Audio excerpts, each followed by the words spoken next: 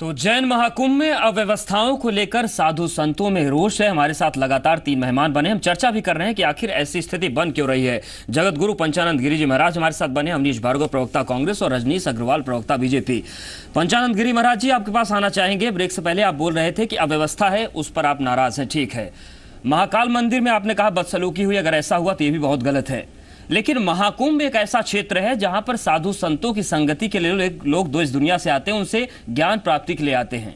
ऐसे में आप जैसे प्रतिष्ठित संत जो जगत गुरु की उपाधि धारण करते हैं, उनका यह कह देना कि हम कुंभ के अंदर क्रांति कर देंगे, केंद्र सरकार राज्य सरकार संभाल नहीं पाएंगी, क्या लगता है कि ये एक उचित बात है? हाँ, नहीं,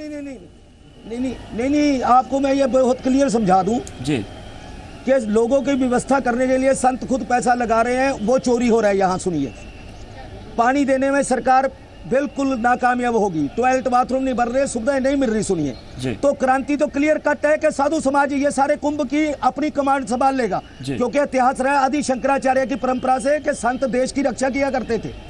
तो हमारे लिए संत समाज के लिए ये कुंभ चलाना मुश्किल नहीं, सरकार व्यवस्था ही नहीं दे सकती। तो क्रांति का मतलब एक है कि सरकार हाथ खड़े कर दे, हम लोग खुद कुंभ चला लेंगे, ताकि हमारे जो भगत जन यहाँ इतनी दूर दूर से पूरे संसार से आ रहे हैं, उन्हें सुविधा तो दे पाएंगे ये, क्योंकि पुलिस ना तो चोर पकड़ पा रही है, जो संत अपना पैसा लेके आ रहे हैं बच्चों को सुविधा देने के लिए, वो चोरी हो रहा है। तो फिर हमें पता तो होगा कि सरकार कुछ नहीं कर रही, हमने खुद कमांड संभालनी है, खुद सारे कुंभ की। तो हम संत समाज खुद कुंभ चला लेंगे, सारी व्यवस्था कर लेंगे। हम संत समाज इतना सक्षम है, क्रांति का मतलब ये है। फिर सरकार को पता लगेगा कि संत समाज खुद क्रांति कर सकता है।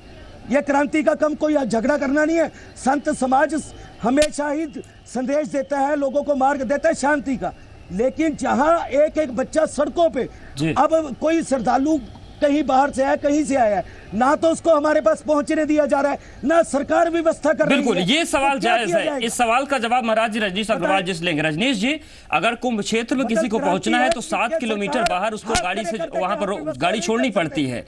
अब ये बताइए, हरिद्वार में महाकुंभ होता है, इलाहाबाद में महाकुंभ होता है, ऐसी स्थिति वहां देखने को नहीं मिलती। उज्जैन में कुंभ लगा या कर्फ्यू लग गया है कि 7 किलोमीटर पहले आपको गाड़ी छोड़नी पड़ जाती है?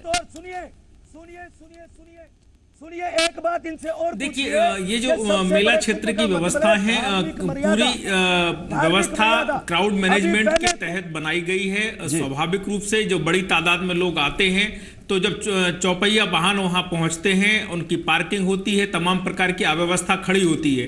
तो ये स्वाभाविक रूप से सरकार की कोई ऐसी मंशा नहीं होती कि किसी श्रद्धालु को परेशान किया जाए या जनता को रोका जाए, क्योंकि ये आखिरकार ये सारी व्यवस्थाएं किसके लिए हैं? ये सारी व्यवस्थाएं तो श्रद्धालुओं के लिए ही हैं, मेला के लिए ही है, साधु संतों के लिए ही हैं। ये केवल बतौर शौक तो नहीं की गई। सुरक्षा के दृष्टिगत से जिस प्रकार के थ्रेट सामने आए, उस दृष्टि से भी ये जरूरी था कि उस प्रकार की व्यवस्थाएं करना पड़ेंगी, और वो व्यवस्थाएं की गई। तो मुझे लगता है कि इसमें कोई हर्ज नहीं होना चाहिए। उसके बावजूद भी अगर कोई व्यवस्था में कोई कमी आ रही है या कोई बदलाव की अपेक्षा है कि इस मार्ग की बजाय इस मार्ग को खोलना चाहिए, या इसको वन वे है इसको 2 वे करना चाहिए, 2 वे की जगह 1 वे करना चाहिए, तो वो भी व्यवस्थाएं लगातार समीक्षा के दौर से गुजरती हैं। हर दिन समीक्षा हो रही है। मुझे लगता है जब किसी के यहाँ बेटी का विवाह होता है तो वहां भी कई बार छोटी बड़ी परेशानियां आती हैं, कोई रूठने मनाने का काम भी चलता है। ये तो बड़ा साधु संत समागम का स्थान है, महाकुंभ है, सिंहस्थ है, और लाखों की तादाद में लोग वहां आ रहे हैं। पर ये हमें ना भूलना चाहिए कि हमें इतने बड़े मेला की सुरक्षा भी करनी है सरकार को, हम उससे दूर नहीं हट सकते। तमाम प्रकार के प्रावधान ऐसे जिसमें कोई दुर्घटना, ठीक है, बिल्कुल आप बिल्कुल सही बात कर रहे हैं कि सुरक्षा से समझौता नहीं हो सकता, लेकिन सवाल कुछ उठते हैं। अवनीश भार्गव जी हमारे साथ बने। अवनीश भार्गव जी, प्रयाग महाकुंभ को आप देख लीजिए, हरिद्वार महाकुंभ को देख लीजिए। प्रयाग महाकुंभ तो बहुत विशाल है, लेकिन वहां पर भी 7 किलोमीटर पहले गाड़ियां नहीं रोकी जाती। क्या माना जाए कि प्रशासनिक तौर से कहीं अक्षमता दिख रही है कुछ मामलों में? साधु संतों का जो गुस्सा है वो ठंडा होने का नाम नहीं ले रहा है। देखिए अवधेश जी, साधु संतों का जो गुस्सा है वो बहुत जायज है। जिस तरीके की व्यवस्थाएं उज्जैन कुंभ में की गई हैं, शाही स्नान में सबसे पहले साधु संतों का स्नान होता था, लेकिन अरविंद मेनन और पारस जैन जी ने सुबह 4:30 बजे स्नान कर लिए। लाल बत्ती पीली बत्ती की गाड़ी अंदर तक जा रही है, श्रद्धालुओं की गाड़ी 7 किलोमीटर दूर रोकी जा रही है। तो व्यवस्थाओं के नाम पे जो सरकार को करना चाहिए था, यहाँ पे देखा जाए पुलिस प्रशासन क्या कर रहा है, चोरी की घटनाएं लगातार बढ़ रही है वहां पे। और जो व्यवस्थाएं जिस तरीके के वहां होना चाहिए था, जो पैसा वसूला जा रहा है बाकी लोगों से, तो मैं कह सकता हूं कि भारतीय जनता पार्टी और मध्य प्रदेश के मुख्यमंत्री इसको ब्रांडिंग करने में लगे हैं। किसी भी तरीके से कुंभ का राजनीतिक लाभ कैसे लिया जाए, वहां व्यवस्थाओं के नाम पे देखा जाए तो कुछ भी नहीं है। जैसे हमारे स्वामी जी बता रहे थे, वहां पीने के पानी की व्यवस्था नहीं है, सीवेज लाइन की व्यवस्था नहीं है, श्रद्धालुओं को रुकने की कोई व्यवस्था नहीं है, उनको 7-7 किलोमीटर दूर से लाया जा रहा है। तो लाल बत्ती और पीली बत्ती की गाड़ियां, प्रशासनिक अमला नदी के किनारे पे कैसे पहुंच रहा है, नदी तट पे। और इन्होंने एक दूसरा काम बहुत बड़ा ये किया है कि चंदा लेना पूरा शुरू कर दिया है जगह जगह से। 3200 करोड़ रुपए खर्च करने के बाद भी पूरे प्रदेश से और देश से चंदा वसूल करने का काम इनकी सरकार कर रही है। यह भी बहुत गलत है। और जिस तरीके से वहां वीआईपी कल्चर लागू किया गया है, चाहे अरविंद मेनन हो, पारस जैन हो, भूपेंद्र सिंह जी हो, ये भी व्यवस्थाओं को ठीक है। रजनीश जी कुछ आपके सवाल का जवाब देना चाह रहे हैं। रजनीश जी, राजनीतिक चश्मे से कुंभ को देख रहे हैं।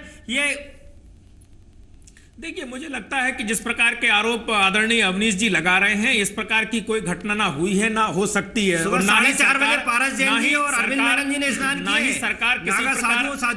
सरकार किसी प्रकार का जनता के बीच में चंदा कर रही है। ये ना प्रावधान है, ना ऐसा कर रही है। अगर अवनीश जी इस प्रकार के आरोप लगाए तो ठीक है। अगर लेकिन ऐसा हो रहा है तो सरकार को इस बारे में देखना चाहिए कि ऐसा अगर कहीं से हो रहा है गलत तरीके से ना हो। महाराज जी आपके पास आना चाहिए, बहुत छोटा सा जवाब जानना चाहेंगे। आप गुस्से में हैं, अगला शाही स्नान आप किन शर्तों पर करेंगे? मैं गुस्से में नहीं, मैं एक छोटा सा सवाल पूछना चाहता हूं जी कि जैसे इलेक्शन में प्रचार किया जाता है, ऐसे कुंभ का प्रचार तो बहुत हुआ, प्रचार पे पैसा लगा, लेकिन जितने दावे किए गए खोखले। किन शर्तों पर आप दूसरा शाही स्नान करेंगे? एक धार्मिक स्थान है, इसकी एक मर्यादा है। जब मर्यादा ही खंडित कर दी जाएगी तो कुंभ क्या होगा? हर जगह पे मर्यादा खंडित की जा रही है। मैं बार-बार ठीक है, मर्यादाओं का खंडन न किया जाए। साधु संत जो मांग कर रहे हैं उस पर भी ध्यान देना जरूरी है। हालांकि सरकार के अपने दावे हैं, सरकार ने बड़े स्तर पर राशि खर्च भी की है, लेकिन यहां पर अगर गुस्सा इस तरीके से भड़क रहा है तो उसके मूल्यांकन की जरूरत जरूर बन जाती है। आप तीनों मेहमानों को बहुत शुक्रिया हमसे जुड़ने के लिए और आस्था के महाकुंभ के विषय में जो विवाद हो रहा है उस पर अपनी राय रखने के लिए। इस खास पेशकश में इतना है।